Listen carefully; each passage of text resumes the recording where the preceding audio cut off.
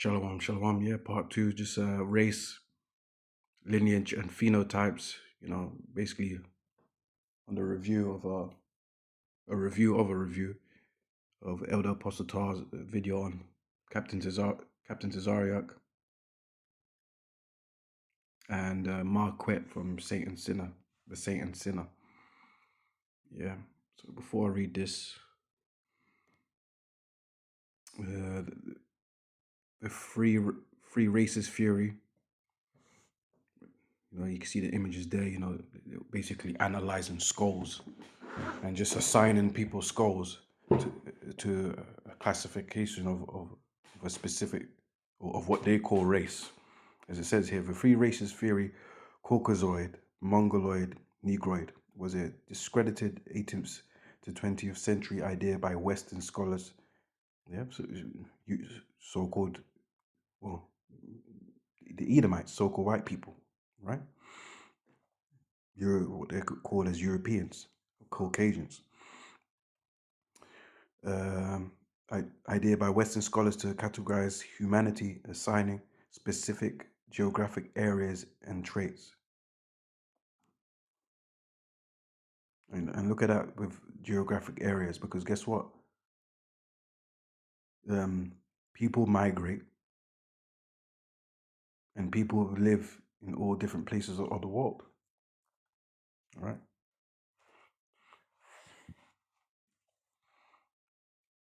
Yeah, because they like to say, well, the reason why you got dark skin is because you're closer to the sun. Yeah. Which is ridiculous. Yes, you may get a tan, a little bit darker, but wait a minute, you got Europeans in South Africa. So are they turning so-called black? Right?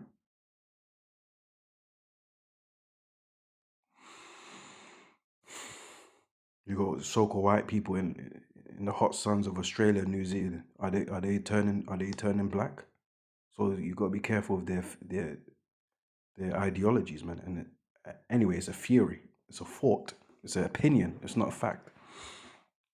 Okay. Anyways, but modern genetics proves it's a false biological concept. See, with scientists now recognizing a single human race and biological variations as continuous, not divided into distinct races. This historical concept linked to colonialism, and who was the benefactor and the rulers of colonialism? The so-called white man, the Edomites, the devils, who are what?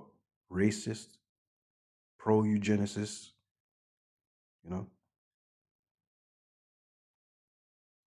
destroyers, liars. So this is who Marquette, Satan the Sinner, is looking up towards. Yeah, their ideologies. The guy got a pen and notepad. Could you tell me the phenotypes of the Hebrew Israelites? How do they look like? It varies.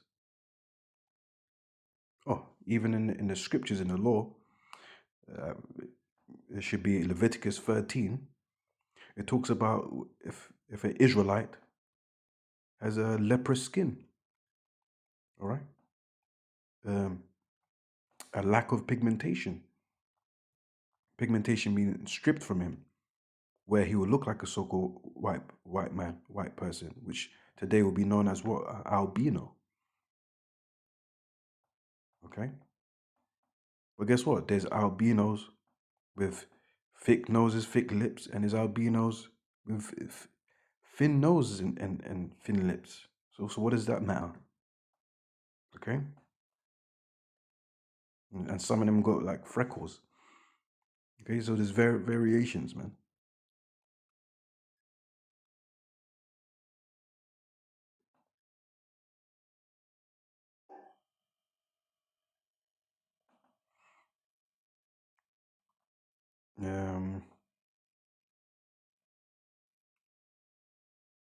Yeah, not divided into distinct races.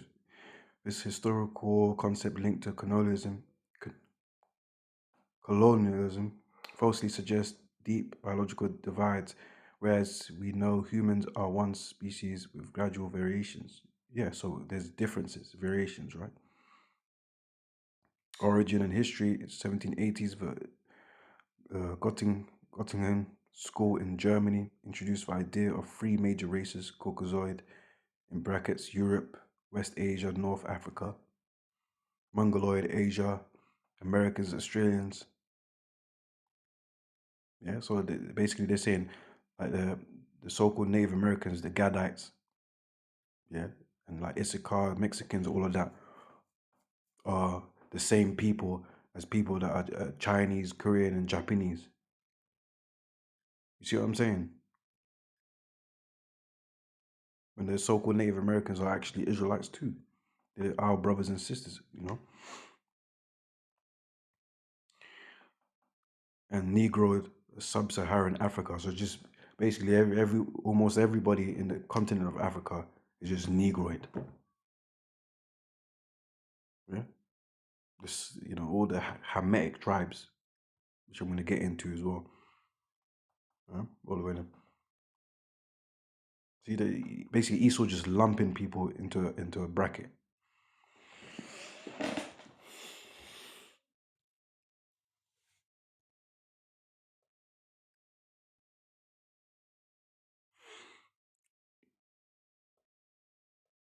Okay. Look at that. Later use this framework persists until the mid 20th century, influencing racist ideologies. Yeah, like brothers have been going into, our elder have been going into as well, and brothers all over the world. Our elder Rukar Khan was going into like scientific racism. So that was a part of it too, eugenicists and stuff like pro-eugenics. Yeah. Why it's disproven genetics. Modern DNA research shows the human genetic variation is continuous and doesn't align with these neat racial boxes. Okay. So you can't really lump it.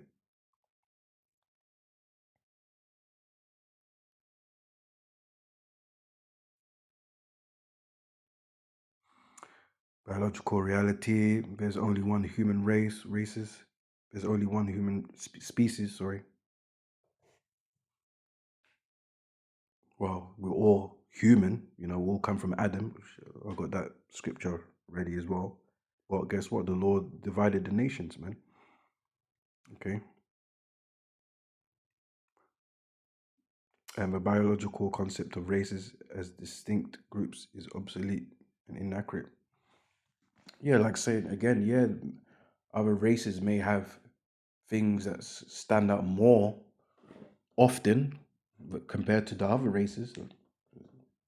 They may have, yes, a few stereotypical features, but guess what? That is not the end all be all, because there's people within particular races that have contrary of those phenotypes. So that means you can't go by those limited. You can't go by those phenotypes. Basically, is what I'm trying to say, because it varies even within a specific race of people. All right.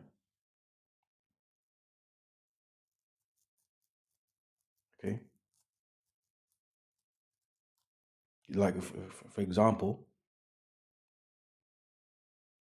certain like they say certain people of certain races are like they're more short in stature, and guess what?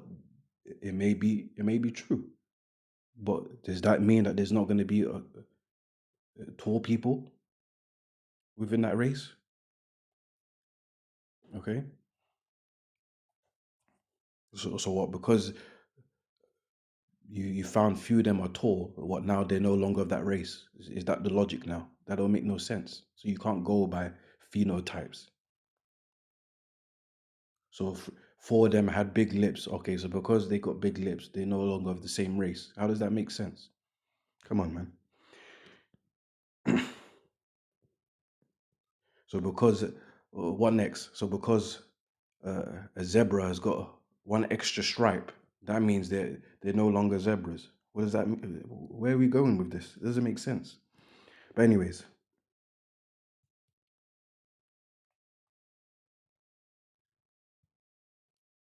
In summary, the free race theory was a historical flawed way to categorize people now abandoned by science for a more accurate understanding of human unity and graduation. That's what it says there.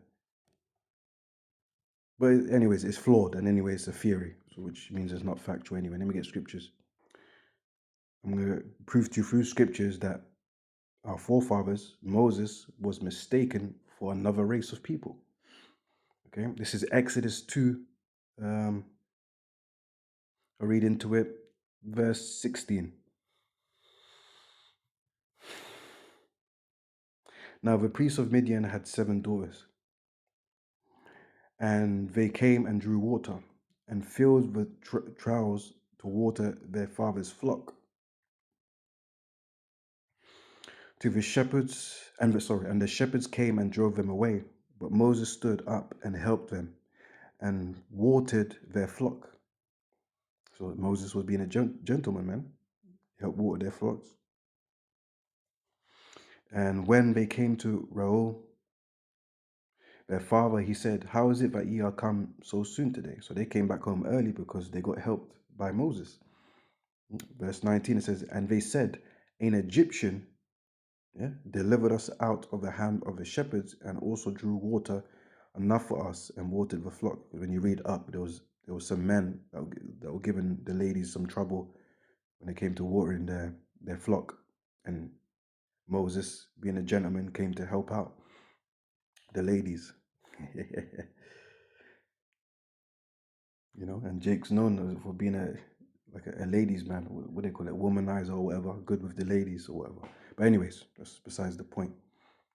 The point is that the ladies, the women, mistaken Moses for an Egyptian. Now, when you go into Egyptian, it goes to Metazarium, which is the accurate name of that race of descendants of Ham. Okay, which are a different race to us. But guess what? They mistook him. They mistakenly called him an Egyptian, but he was Israelite. Okay, Moses is Israelite.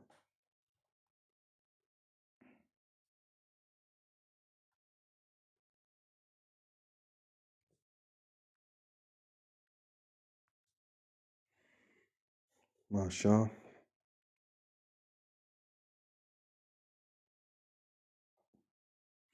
See? Masha, the Israelite lawgiver, right? Tablets of stone, Israelite. That's the proof there.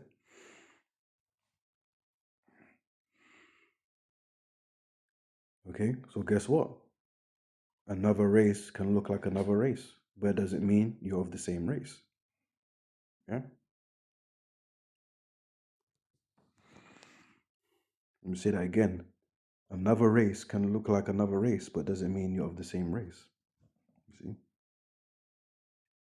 That's why you can't go by physical, the phenotypes, the lips and the nose, or even the skin color. Because at the end of the day, all nations, apart from East or Edom, has melanin, different shades of brown, some darker, some lighter, and even within individual races, there's variety amongst them too.